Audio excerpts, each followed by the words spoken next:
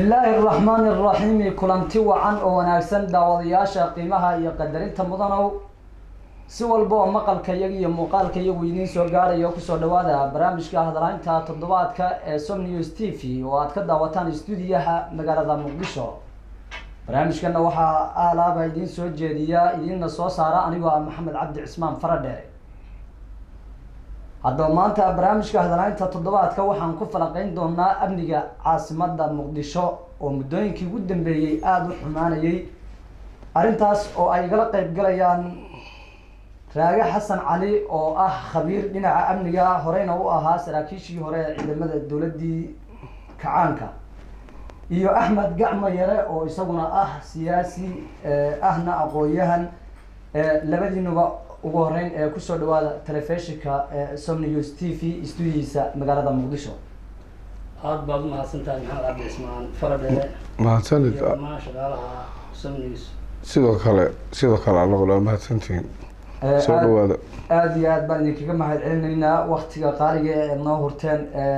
waxaan guda geli doonaa insha Allah doodeena ku saabsan dhinaca amniga ee caasimadda Muqdisho. bal aan ku horeeyo dhinaca khabiirka dhinaca amniga Raage Xasan Cali.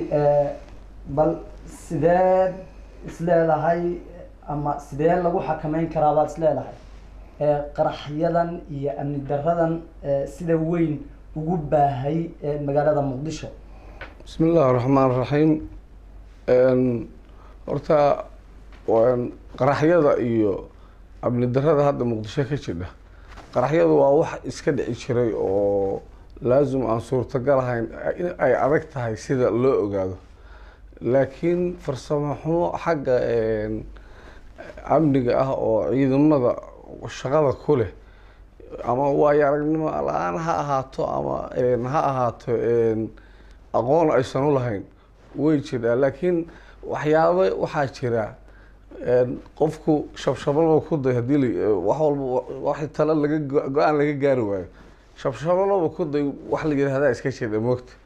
marka way iska jeedaa hadar ah. laakiin waxyaabaha qalooc ah oo problemka ku ah maaragtay aragtida dawladeed iyo tubta dawladda Soomaaliya meeshii hadda loo jahaynayo waa ijdaa oo waxa arkaysaa qarax dhacay oo loo eedeynayo madaxweynihii ama ra'iisul wasaarihii ama taliyihii booliska. qarax hadduu dhaco oo si dacdaraa ku dhaco wixii abruuf nimankan shaqada hadda loo aaneeyo inay qaraxyada leeyihiin way adag tahay sida barnaamijkaas looga hortago informationkooda. waa la ogaadaa waxa la yiraahdaa qaraxyaha soo socda, laakiin way adag tahay sababta waxa reer galbeedkiiba sida aragtay ay u afeynayaan moogta, inagoo aan dawladda hadda yagleer ah oo bilow ah sida aynu ku ogaano waa arrin adag. marka anigu waxaan isleeyahay qaraxyadu waxay looga hortagi karo u baahan yihiin hadda maahan ciidan unuga oo soconayo ama horin meel weeraraysa, waa baabuur qaraxa iyo 5 qof ka dambeeya. horta baabuurta jasaskooda ama VIN numberkooda hadday dawladdu awood u leedahay inay data geliso ama control geliso, taas waxaan u arkaa necessary. waxyaabo kale oo wadada maritaanka roadka sida loo maro sharciga oo qoladan hay'adda taraafikada waxaa arkaysaa baabuur roon maraya oo wadadii uu lahaa intuu ka tago dhan kale maraya. waxyaabo dhaca waxaa fiican qarax markuu dhaco seebo ku dhacay muxuu ku dhacay inay qolada booliska isweydiiso, marka wixii baabuurkaas siduu u soconayay siduu ahaa ka bacdi markaas inay markaas ay go'aan ka qaataan oo ay nidaam sameeyaan ama baarlamaanka u gudbiyaan ama golaha dawladda. baabuur baa roon maraya, baabuurkaas hadhow halis buu geysanaya oo qarax buu ahaa moogta. marka baabuur nin xildhibaan wato baa wuxuu marayaa roonkii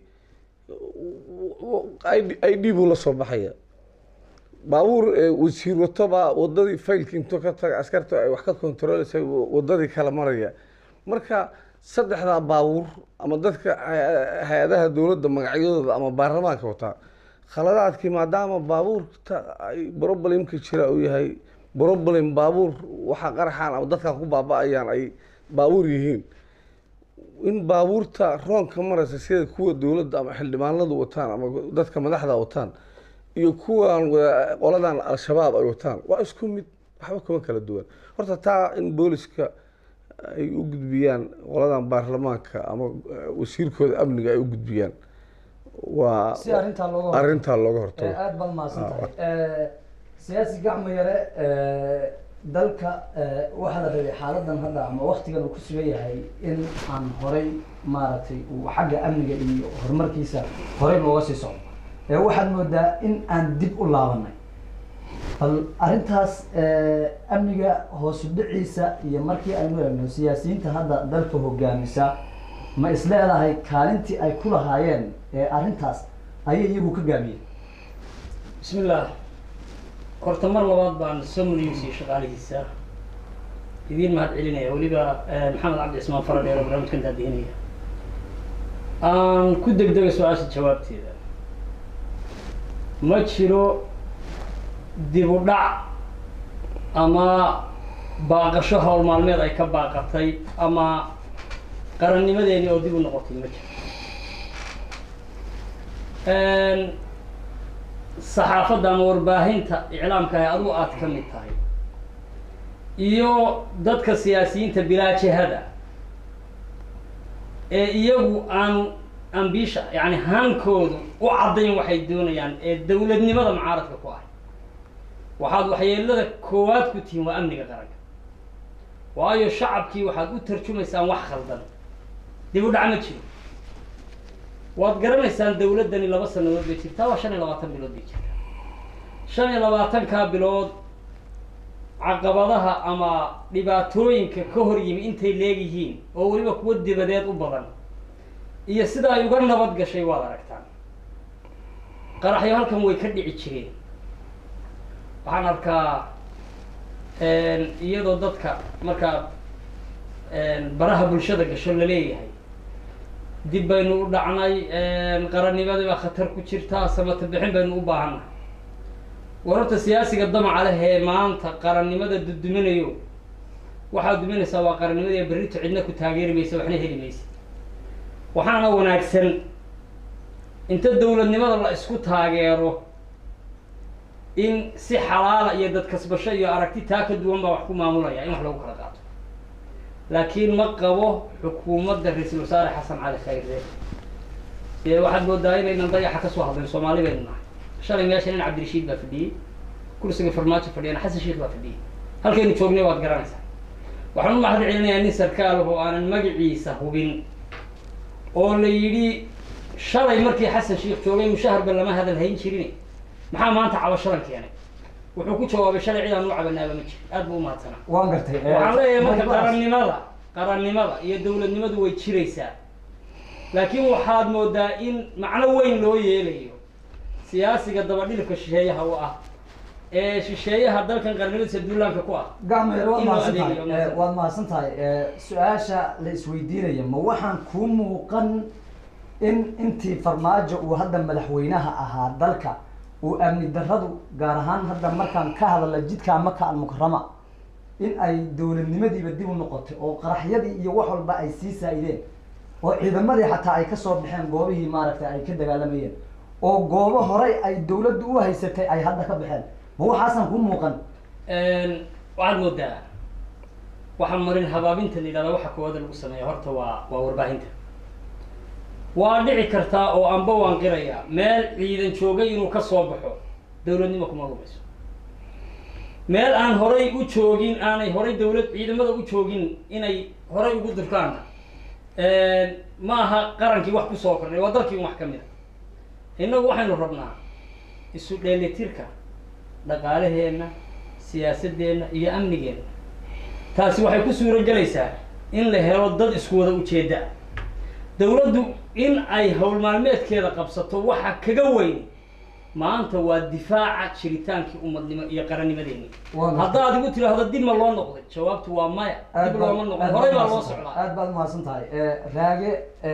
xasan cali, khabiir dhinaca amniga, bal adigu horey baad ciidamadii dalka soo maray uga tirsanayd, nin aada maaragtay ugu takhasusay baa tahay arrimaha amniga iyo ciidamada. dhowaan ciidamada Soomaaliya ama toddobaadkii ugu dambeeyay ciidanka militarigu waxa ay goobo badan usoo baneeyeen mushaar la-aan ay dowladda kaga cabanayaan hoos u dhac badan ayaana jira oo dhinaca amniga sidaan hore u sheegnay marka hoos u dhacan amniga sow qeyb kama aha mushaar la-aantan ciidamada maaragtay ay ka cabanayaan adeerow bismillahi raxmaan raxiim waa horta laba su-aaloodba hal su-aalo wey laakiin se labaan kaaga dhigaya horta mid waxaan kala qabaa aragtida wasiir gacmo yare dowlad sida lagu burburiyo waa fududa laakiin sida lagu dhiso way adagta waxaan ka hadlaynaa amni qarax dhacay iyo dad la laayay iyo waxaas minor wey dowlad fiican baa jira tubti fiicneed oo hadda hogaamineedna aniga waxaan aaminsanahay ama ha khaldanaata ama ha saxsanaatee in sidaas lagu raaco loona ogolaado mandate-kaas 4 sano ay leeyihiin inay ku shaqeeyaan dalka waxbana tari mayso mucaarad iyo xaggaa laga soo baxay iyo ka fulaan bay tahay horta taas waxaan aaminsanahay wixii awal ku shaqeynayeen inay iska daayaan wixii awal aaminsanaa inay dowladnimadooda iyo nidaamkooda ama ha saxsanaato sababta anigu dee haddaan maantay dowlad Kenya iyo Ethiopia u hanqaltaago taydiina caayo waa muwaadin waa wadaniba ma ahi taas horta waa iga taas tan labaad adeer waa ku fududeynayaa nin askari ah sharci buu leeyahay askartu waliba military sharci bay leeyihiin waliba ka sii adag buug qoran oo koodisha binaala la yiraahdo baa meel yaal askari ma mudaharaadi karo istiqaala ma dhiiban karo meel furin hadduu ka baxo waaba sidiisa waaba toogashaba cabashadooduna askari horin unug cabasho ma jeedsan karaan waxay ku jeedsan karaan taliyo unug taliyo horinka u tago taliyo horinka taliyo ururka u tago taliyo ururka taliyo guuto u tago taliyo guuto taliyo gaas u tago hadda guutooyin baan maqlaa anigu ma arag gaasas ma maqale taliyo gaas hore taliyo qeybad saasaa riboodka loo gudbiya laakiin formay ever maba aragba anigu ciidan intay meel ka soo baxaan oo military waxaase awal baysan askar ahayn oo military ahayn micnaha askar intay soo gado mushaar baan la ka fulaan baan la anigu askari maahay laakiin waxaan hayaa informationka askartaan hayaa inuu taliyaha ku-xigeenka militariga uu tagay marka tagay gaalkacyo tagay beledweyne tagay jowhar tagay mataqaanaa meeshii intii ciidan jooga intaa diiwaangelin lagu jiray marka wuxuuba hadday tahay mushaar hadday tahay ninka askariga hadda waaba soo baxeen baa laleeyahay kilomitr ma socon karo haddaa rabtidna koodisha binaalaha baa xeerka ciqaabta uu mudan yahay aad ka arkaysaa marka dhegeyso xuquuqi waxaa askari weyn miro hadda si wax kasta hata anu koodisha binaala maadaama dowlad cusub oo yagleela aynu nahay anigu hadda sharciga koodisha binaala nimankaas waxay sameeyeen ha loo aado malihi miro berde canyayuub baa lagu laqaabalay marka dowladdana waxaan ka codsanayaa nimankaas hadday mushaar rabaan ama diiwaangelin in la diiwaangeliyo oo askarinimada dowladduna ay askarta ay tababarayso ama kuwaysan tababarinoo hadda sharciga ama numberka ama mushaarka leh in koodisha binaalihi sharciga militariga oo dowladda Soomaaliya u dejisay in xiriyaha ama meelaha ay joogaan loogu dhigo si askarigu u ogaado mistake ama khaladka ama faala garansa bay sameeyeen nimankaas faala garansa dambi qaran bay galeen askarigu ninka xildhibaanka madaxweynaha farmaajo waa caay kara wuu dhaliili karaa wasiirku laakiin dowladda ma dhaliili karo isagaa ka tirsan moogta haddana waaba la ilbaxay waad ogtahay oo dad badan baa intay golahoodii wasiirada ra-iisul wasaarahoodii ka hor yimaadeen bay dib dambe ugu soo noqon waayeen ilaa nuur cadde rag baa ku soo noqon waaya siyaasaddii marka waxaan ku leeyahay adiga hadda wariyaa tahay kuga handadi anigu askari maahe laakiin se askariga shuruucdooda waa aqaana sharciga askarta askarigu qof dhaawaca ma dili karo askarigu nin maxabiis kama qaadi karo waa ka bax maalin dhaweyd ama dhawaan ra-iisul wasaaruhu wuxuu 2,000 oo ciidamada oo ciidamada ugu soo xidhay tababar maaragtay magaalada Muqdisho oo la leeyahay waxay ka qaadanayaan amniga caasimadda ciidamo aad u tiro badan baa dabcan jooga oo maaragtay oo amniga caasimadda inta badan loo tababaro oo noocyo badan leh haddana amniga magaalada Muqdisho xaaladeedu sidan u maraya oo toddobaadka hadda aan ku jiraba gudihiisa yaa waxa la weeraray wasaaradii shaqada iyo shaqaalaha waxa la dilay wasiir heer federaal oo toogasho toos lagu dilay xaalad dalku uu hadda waktigan uu uga xun yahay amni darrada markaynu joogno ma jirto markii aan maaragtay si daacada uga hadlayno maaragtay iyo wixii tangible ee la taaban karo marka xagee bal ciidamadan tirada badan ee inta badan ay dawladdu tiraahdo amnigaan u tababaray away tayadoodii xagee si wax ka yihiin horta indho qoraayo sir dawladeed midna lama arko askarta soo baxday anagu I don't know dee askari ma ahay hadda anigu kamana warqabo amni darro hadda magaalada fiiri amni darro markaad leedahay ereyga isticmaalaysid waxaan ku yiri ciidan unug ah ama horin ah yaa oo meel weeraraya ma jiro hadda waxa problemka ama qeyra dhaantaada amni darro aad sheegaysid waxa weeye baabuur qaraxa iyo 4 nin oo la socda Soomaha taas micnaha ilaa Cabdullaahi Yuusuf bay soo socotay waa dhacis tan hadda daliil aan dawladdan hadda joogto anigu uma shaqeeyo aan hadda u saariyo ma jiro Xasan Sheikh bay socotay Sheikh Shariif bay socotay hadda hal wasiir baa dhintay waxa ku dhintay ilaa 5 wasiir baa ku dhintay amniga darrada hadda ay sheegaysid yani jidka Maka al-Mukarrama aad hadda leedahay waqtigii dawladdu waxa magta bilow baan maraynaa dawladda iyaga leedahay lambar 4 ilaa sayidka hal dukaan iyo hal qole oo ka farraman jira maantana way iska camiranta wuxuu waynu u baahanahay waxa jira amni iyo wal amaana amni wuxuu ka bilowdaa gurigaaga ilmahaaga inaad kala celisid inaad wax kala didid inaad Soomaali garan wal amaana waa mid lagu xil saaro oo adiga lagu yiraahdo halkaas taliye saldhig ka tahay gudoomiyaha degmadaas hebel baa tahay oo xil iyo umad mas'uuliyadeed lagu saaro waxaa laga rabaa askarta booliska oo degmo kasta jooga iyo kuwa nabad sugidda iyo gudoomiyaha degmada jooga baa shaqada dhaliil haday leedahay leh laakiin inaanu dawladii la aadno dhaliil ay leeyihiin qolyahan degmooyinka jooga fiiri faradheer asmaalo faham iyo understand in askarta degmooyinka jooga hadday tahli waayeen dawladdu shaqadooda ka qaado hadday awood u yeeshaan inay ammaanka degmada sugaan ay dhiirigeliyaan dawladda laga rabaa laakiin qaraxi meel ka dhaca wasaarad hebel buu ka dhacay yani waxaan anigu arkaa waa aabo kan weyn baan iska celinayaa kan yariga celi waa ka baxa waan gartay aad baad mahadsantahay Axmed Gacmo Yare dalku heerar kala duwan buu soo maray hadba meel baa la soo marayay hadba waqti baa la soo marayay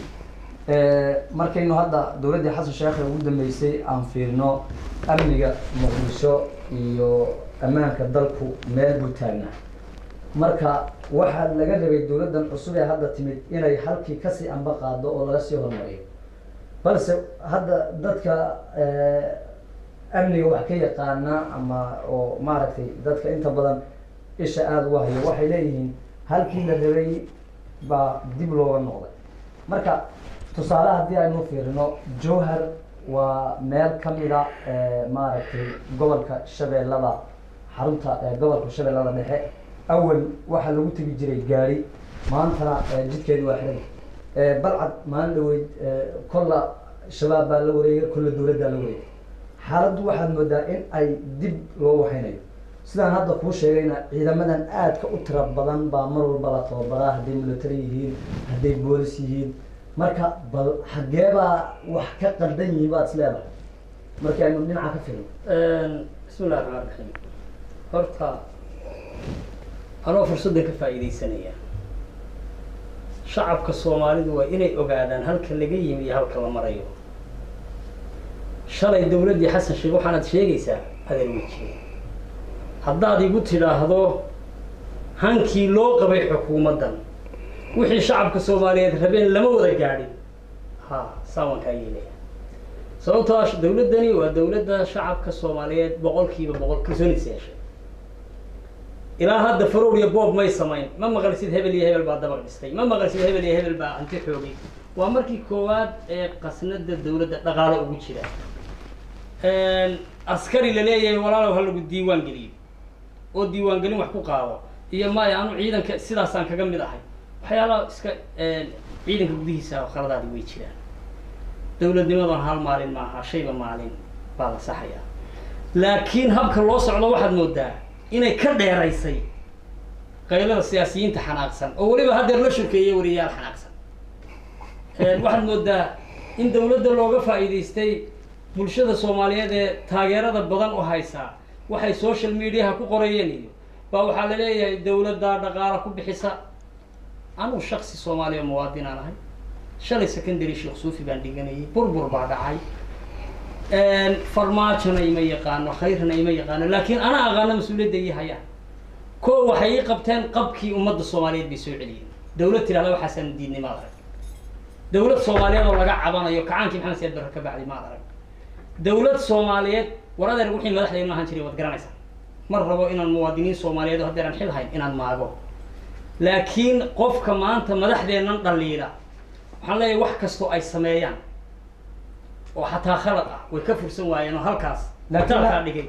laakiin aan dhameeyo qofka wax dhaliilaya waa inuu daahir yahay laakiin ma doonayo kalimat alxaq yuraadu bihi lbaadil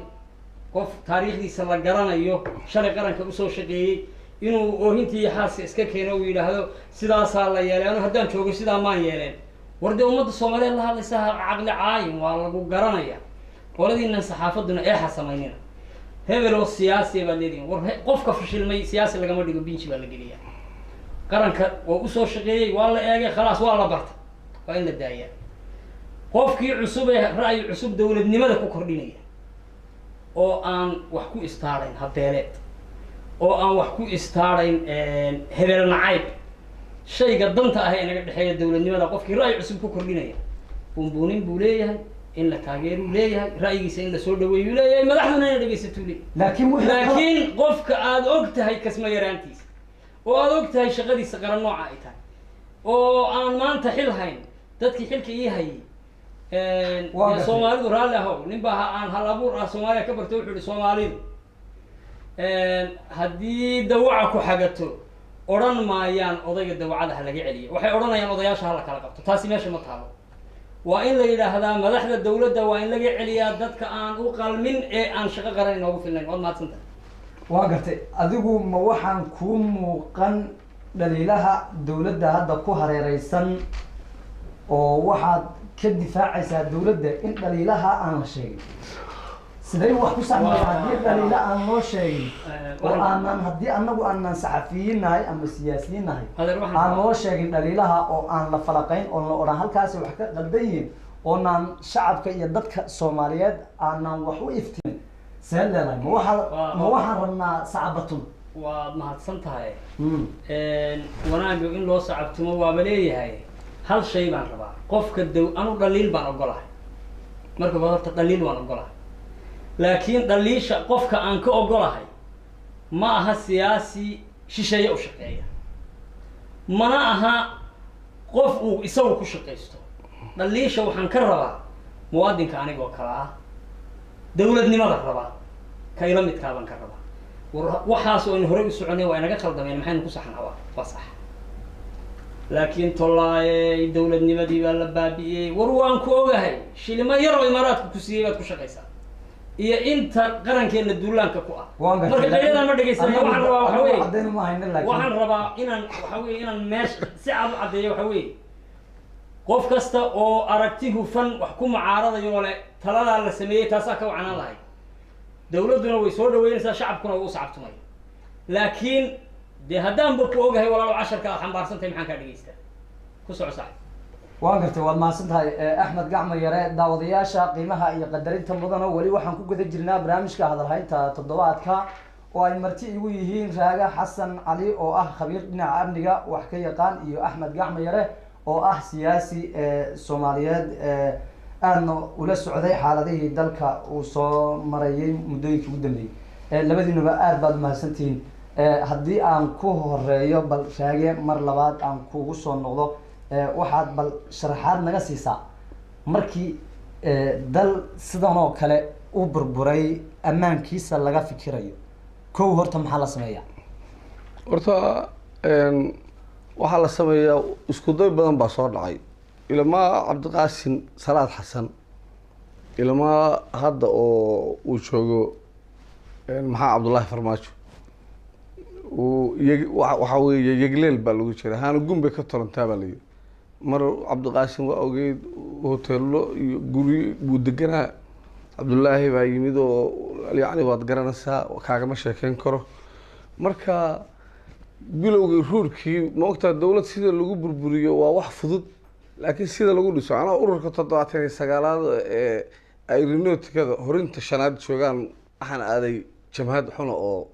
halkaa ka jidhay ham baan lahaa maalintan tegay laakiin waxaan 90 yimid anoo micnaha maxbuus 6 sano soo ahaa ma fahantay micnaha hadda dowladdiina baaba'day maalintaa jidhay hadda bilow baa la joogaa in horta marka ugu horeysa dadka soomaalida waddaan marayna wayna fiican yihiinoo hadda sidii ay rabeen hadday waayeen sida hadda ay ku aaminsan yihiin waa wax wanaagsan weeye in loo samro oo tubta waddada dowladnimo inta lagu jiro ay samraan in allaha maca saabiriin oo ay u dulqaataan shaqa la-aanta u dulqaataan waddooyinka la xirxiray u dulqaataan borboleymada idhikaar qof aada wada dhalateen oo muwaadintiina soomaali wadatiin oo basaboor la soo baxday dukumenti la soo baxday baa lagu celinayaa laakiin mid waxaa la sii daynayaa idhikaar hadduu rabo falisa wato soo maaha inay u samraan haddana dowladda anigu sida hadda axmed gacmad yeeshay kuwii horena dhaliili mayo kuwa hadda joogana dhaliili mayo laakiin nimankaasi shaqo fiican oo aada u wanaagsan bay aniga ilahayaan sida ila tahay maxaa ka mid ah waxaa ka mid ah in annaga 400 oo qof oo imaaraada ay noo taliyaan oo siday rabaan naga yeelaan waa ay diideen eegayday maxaa ka mid ah in Kenya siday rabtana tiraahdo xagga fulaan xagga han waxa weeye wax kale nama tarin hankii baa noo soo noqday Soomaalida lagu yaqaanay nimankan marka anoo maanta maxaa ka mid ah adeer waxaa ka mid ah United Nations ninkii algan koonfur afrikaanka ingiriiska ahaa wixii uu sameynayay waa arkays ma aha dadka Soomaalida dad saa laga sameyn karo maanu ihin ma garat marka hankii baa soo noqday nimankan waxa kali qofba waxbuu keenay moogta day cabdiqaasim wuxuu keenay in baarlamaan la dhisi karo cabdullaahi yuusuf wuxuu keenay in la dhisi karo madaxtooyadii la tegi karo sheekh shariif wuxuu keenay in la isu keeni karo 18 gobol oo xarunta booliska lagu qaban karo shir xasan sheekh wuxuu keenay inuu federalismki sii ballaariyo 3 maamul gobol u dhisay qofku lama xaqinayo qofka hadduu rabaa wax ka qalloocdeen laakiin nimankani waxay noo keeneen in dad aan annaga nagu cayaari karin oo nagu dheeli karin ay yidhaahdaan adeer raallahow annagana ma taqaanin Soomaali baanu in abaa nin caraba oo naxwaha inna sharxaya inna naxwaha soo ma taqaanid adeer carabigu sharxaya marka innada xaraf kaliya xarf tawkiid tusabul ismu turfucul khabar baa la yiraahdaa ma fahantam ina marka inuu rabaa gabar burushkaasanaya inna abaa buu yiri waa abaha iyo aabihiis fajada masjida qaayataha adeer wallaahi baan u shaqayn dowladda oo wallaahi mislo kugu dharanay inaan shaqo ka rabin labadaas soo ka daray laakiin markii aan arko khayr oo khudbaynaya oo saa waliba hadda gacmaha aan leeyahay wallaahi waa farxa ilaahay baa igo inna abaha baan aaminaa dayade farmaajo marka fiiri nimankaan midda kale waxay leeyihiin hadalkayga khasbin asluub bay leeyihiin maanta dhan haddii la qaylinayo mucaarad qaylinayo ama maamul goboleed qaylinayo afkooda waxba laga helmayo eegayday in ankara aswaat la soo tilximar suurati la tajaadul ahl kitab halkaasaad ka arkaysaa moogta waxa weeye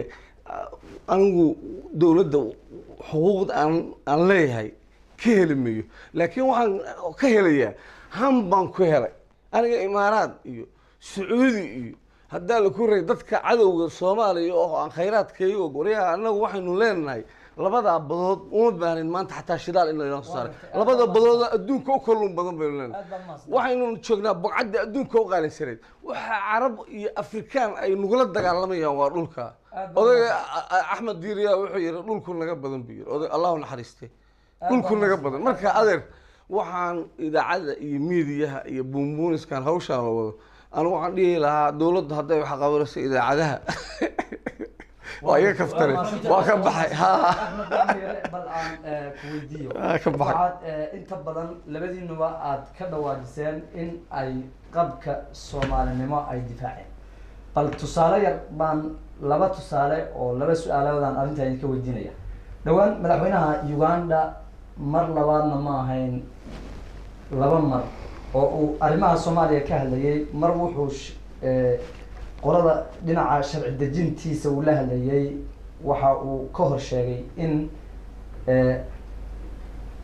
ay jiraan dalal badan oo aan dawlad lahayn dawlad shaqaysa aan lahayn marka wuxuu yidhi xeerarka caalamiga ah ee diblomaasiyadeed ayaa ay qabanaya haddaan magac dhabo balse waxa kamida buu yidhi dawladda Soomaaliya ayaa kamida buu yidhi kuwa iyagaan sheegay marka markaynu arrintaa hadda aynu ka fiirino xaggee qab joogaa waa yahay qabku wariye faradheer qabku ma aha nin meel kacay tamay u jawaabidiisa iyagu qabkay u xil saaran yihiin ma aha cayda ninka la yiraahdo Yoweri Museveni qabkay u xil saaran yihiin waa qabkii ummadda Soomaalinimo in aan lagula dhaqmin ama loola imaanin wax hankooda bahdilaya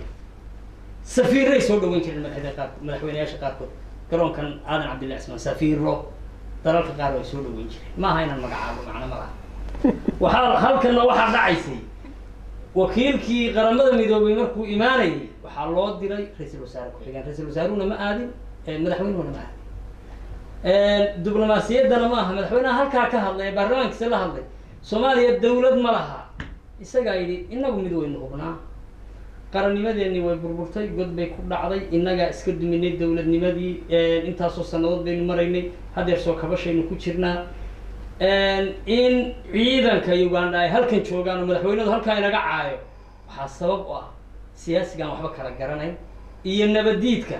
shisheeyuhu isticmaalay horta labada arrimood waa inaad garataa marka inagu maanta cay iyo nin meel inaga soo shiiday iyo uma joojinin innaga waxaa la rabaa waxa weeye ka shaqaynta kow ummadeenna wadaniinimadeeda maxaa shalay jiri jiray laakiin aan dhameeyo wasiirka wasaaradda waxbarashada baa waxaa lagu casumayaa shir wasiirada waxbarashada Afrikaanka ay isu yimaanayaan 6 wasiir baa Soomaaliya ka tagi jiray 6 wasiir shanta maamul goboleed iyo maamul goboleedka Hargeysa waa idinka go'onay iyo dawladda federaalka 7 ay ku tagi jireen dawladda khayr waa diiday wax qarankan waa mid hal wasiir baa dalkan matalaya Hargeysa tagi karin mid garoo ka tagay baan tagi karin anu waxaan ka hadlayaa horta ummadnimadeena inay soo noqoto ka bacdi baad buush waa iska kaacay karaa oo kuwan imaaraadku waa ina caayaan oo qof meel ka caayay waxay ku tusaa walaynama ma caay jirin qabkeena iyo qiimaheena tusaysa waxaan dhageysanay governorka Tigray oo la ra'iisul wasaaraha iyagii wuxuu daba dhilif u noqday farmaajo waxaan media ku arkay Kenya oo leh oo dalka hadda aan ku noolahay Soomaaliya badeedii boobaysa nimankani war labaad baan kugu celinayaa anna ma aqaano shakhsiyan iyana ima yaqaanaan laakiin shaqada ay hayaan waan arkay waa gartay waa shaqo aan kuwii ka horreeyay ii qabanine siyaasiga qaylinaya wariyaha beenta ugu jiibanayo joojiya hadalkii raagan aan kaftanka ku celiyay alla saxaafadu mar in fooda la yara geliyo waa maasantahay raaga xasan caliyow waxaad sheegtay dawladda Kenya iyo arrimihii xuduudka badda doorka ay dawladda Soomaaliya ka qaadatay dabcan waxaan isweydiin lahayn dhawaan in ra-iisul wasaaraha Ethiopia uu u yeedhay madaxweynaha Soomaaliya Maxamed Cabdullaahi Farmaajo Addis Ababa la isku tagay dadka Soomaaliyeed iyo siyaasiyiinta Soomaaliyeed waxay aad maskaxdooda oo maaragtay ugu weynaatay in madaxweyne Soomaaliyeed oo wadan tagay in halkii uu maaragtay dalkiisa uu ku soo laaban lahaa ka bacdi safar uga bixi lahaa inuu halkii ka tagay Nairobi marka taasi sharafta madaxweynaha iyo maaragtay madax banaanida Soomaaliya soo wax ma dhimaysaa la leeyahay si ay dad badan u turjumeen hadalka saa u dhigtay ma aha haddan ku sheegaya siduu yahay khilaafka labada dal oo Kenya iyo Soomaaliya Kenya dad iyo dhul bay naga haysatay hadda waxay raadinaysaa kii ay naga haysatay iyada haysatay kaayay annagu aan lahayn bay kheyraadka ku jiray hadda raadinaysa dawladdu arrinkaas 6 bisha sida maqaaliga abaa loo yeeray shirka London inay ka baaqato waa ay diido waa aniga hadda maqaalka inuu dawladdu ma shaqeeyo laazim arrinka Kenya markaas ka bacdi waxay ku dhaqaaqday inay safiirkeedii ay u yeerato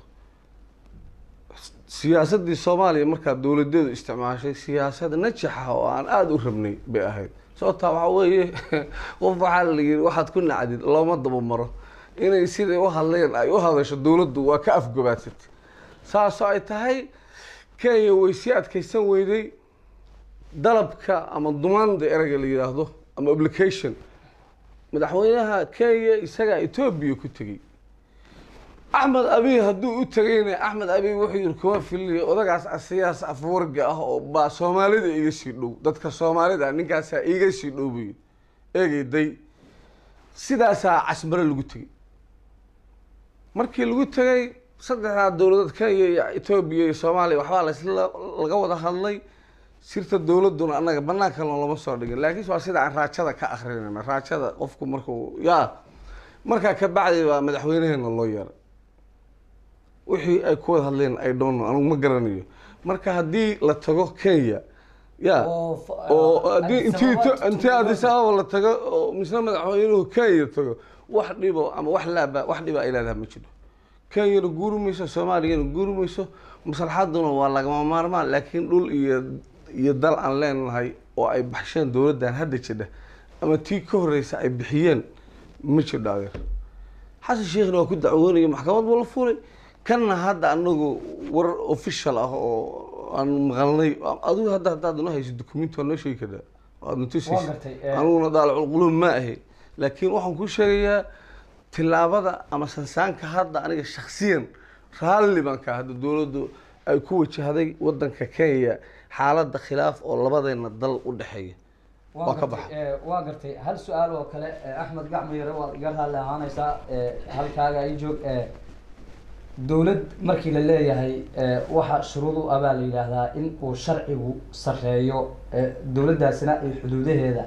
ay maaragtay ay xiftisan karayso dalkeenu waad ogtahay xuduuda ciidan ilaaliya male oo xuduudeed sharci toos u shaqeeyana male oo maanta amar inta la soo saaro dalka lagama hirgelin karo sidee marka arrinta looga gudbi karaa baad leedahay caqabad weyn weeyaan waana dalka arrimaha dib u dhigay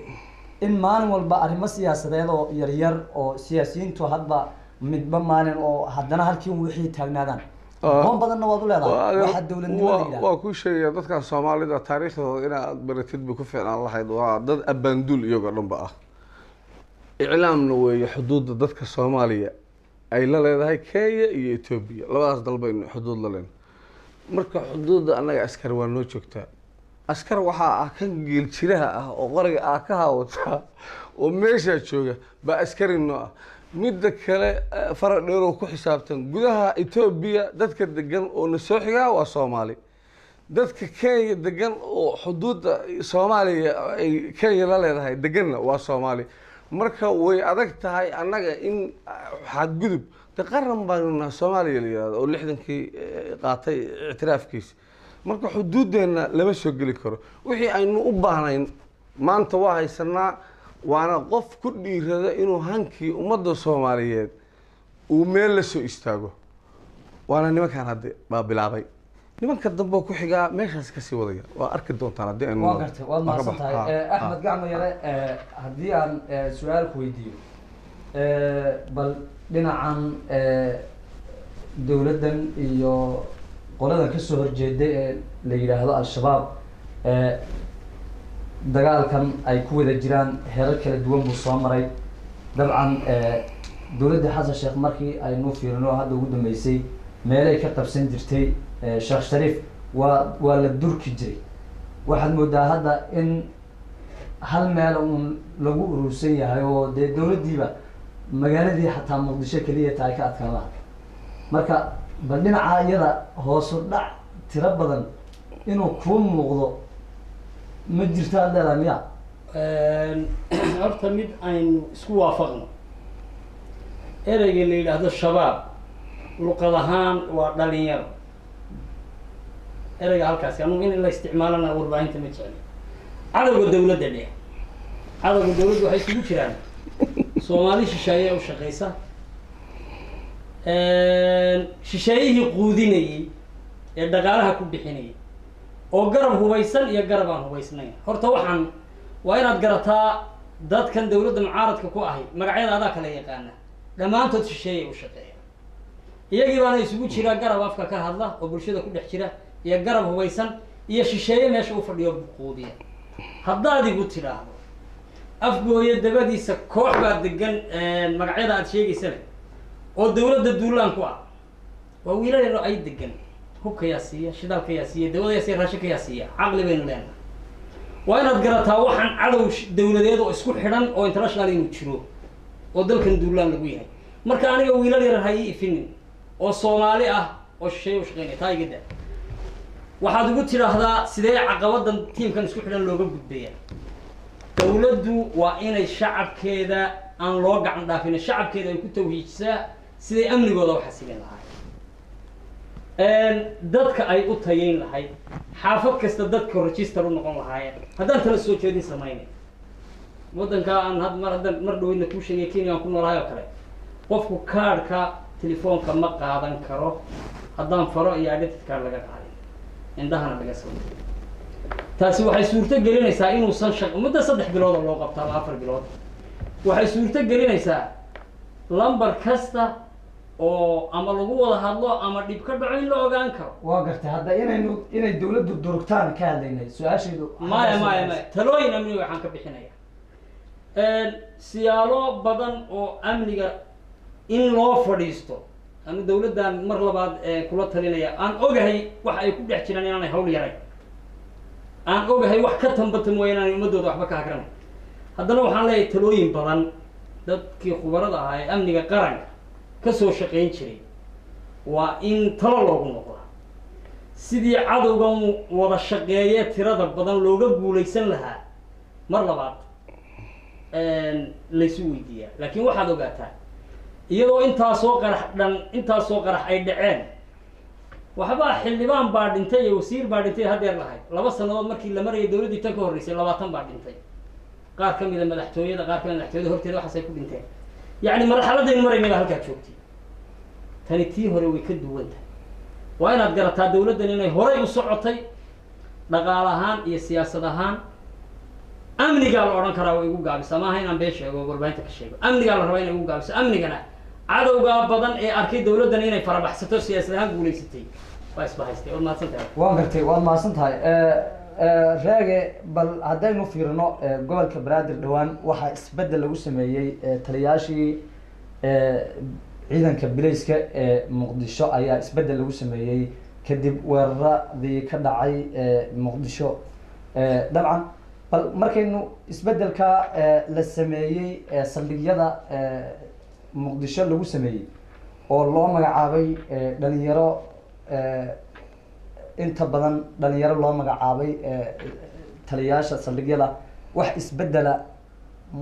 ma ku iman karaabaad is leedahay amnigii muqdisho horta xilku waa meerto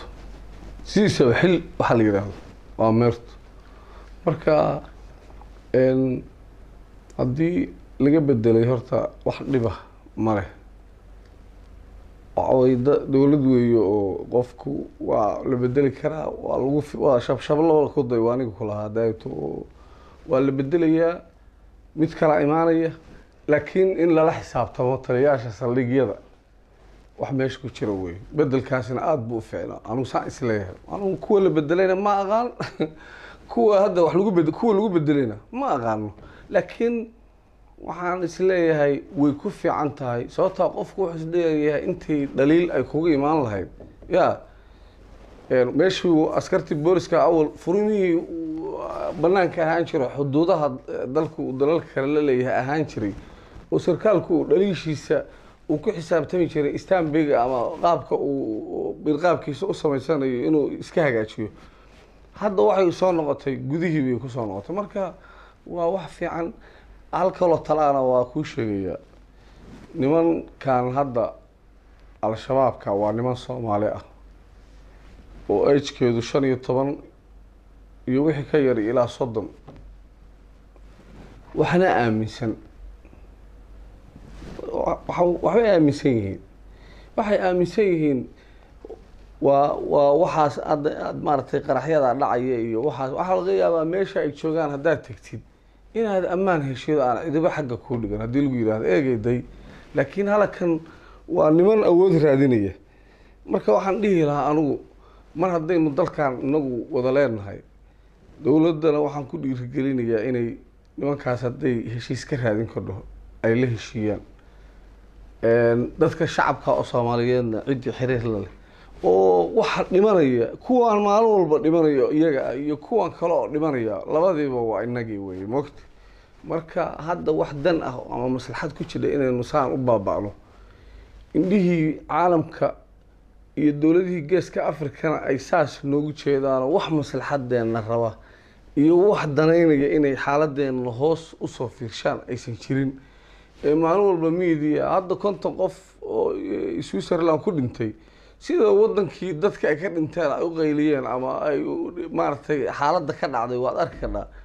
ra'iisul wasaarahoodii baa yimid xadiis bay ka hadlaysay waa ma arkaysa dadkii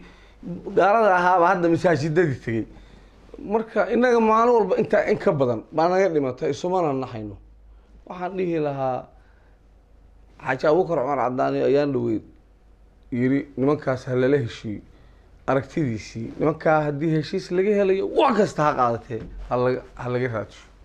waan gartay waa sida xalku ku jira leedahay micnaa xal anu kuma oran xal kuma oran laakiin waxaan ku yidhi haddii heshiis laga heli karo ha la raadiyo nimankaa waa gartay waxaana u doorbiday wixii meesha ku dhimanaya waa dad Soomaaliya iyaguna qudhooda waxaan leeyahay ha tanaasulaan askarta joogta gobolka Banaadir ama hareerihiisana ama military haadeen ama boolis haadeen amniga sida hadda uu yahay waxba ka khaldanay is hagaajiye iyagana saasaan leeyahay dadkan dhaliilay farmaajo aadaya ama khayra aadayna farmaajo ma laha shaqada waxaa la taliyaha booliska iska leh taliyaha boolisku waa inuu taliyihiisa qaybta wuxuu leeyahay hadduusan awood u lahayn ama aqoon u lahayn inuusan taliya qaybeed noqon karin waa inuu application u gudbiyaa dowladda taliyaha qaybtu waa inuu taliyaasha saldhigyada uu wajahaa oo haddaysan karti iyo aqoon u lahayn iyagana uu ka takhalusaa oo meesha ka bedelaa marka waxa weeye